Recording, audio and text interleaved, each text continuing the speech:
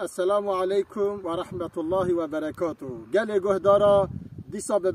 برنامه کی ام حضور آودانه از بسا مسئله کی بکیم انشالله وجه گهدار بین ابنها ریزه اینه دبینی نوا چای دانه اوا حمی حکمت خود دنیشان ام بجی بسا وعظه کی نصیحت کی بکیم بکی ونجی ام مستفید بین انشالله دبجا روزه کی دزه کی ضعف ذکر زاف دزی کیر و مال خلقی دزی دوار خلقی دزی پاز خلقی دزی سونه ده هاتا گرتن دم هاتا گرتن برنا حضور حاکم گو حق بی ادامه هانین مرک برنا ادامه بر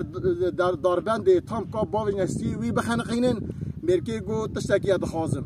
حاکم گو تشت دخوازی گو از دخوازم زمان دیا خود باش کن هانین دیاوی نیزین کرن گو دیاوی که جانا گو فلان کسه هانین نیزینگی داربند کرن داربست کرن اوی چو زمان دیا خو باز که زمان دیا خو گز کر زمان دیا خو بریو هاوید وانا گوت یا حاکم گو افشقین ساله که ظالمه گو رابو زمان دیا خو گز کر زمان دیا خو بری اجازه مانه تعجبی گو کرو تا چرا وسا کر گو اوت چی ایدامه گرتا بگو داد حقیق حلال که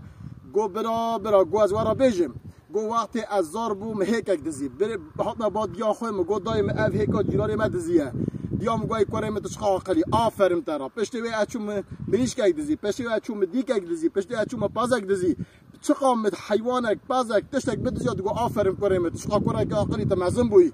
به زمان خو گوتم ایدی مگو ایرو پیدا به وی زمانی برا کسی عاجز نکن گلی گهدارا گره ام ادب و تربیت نشان زار خو زار ما چه بکه چه حاله بکه چه احواله بکه یعنی دم و زاره که ببین اخلاق خو ادب خو تربیت خو ضعف باشه بزانه دیباوی باشه اگر انسان نباشه بزانه دیباوی نباشه بروی دی و باب گره ادب و تربیت حیا بده نشان زار خو ایرو ام حیاسزلق نام ملت ببینن ام نباشون نام ملت ببینن سبب دیسا دی و بابن دی و باب زارتیه زار تربیت بکن زار خو به تربیت اسلام مزن بکن به حیات پیغمبر مزن بکن زار نکن نوی حالی خدا تعالی حیات پیغمبر مرا بخ مثال مرا بخ میهنگ مرا بخ ارنک از و همه امانت خودت کن. السلام علیکم و رحمت الله و برکاته.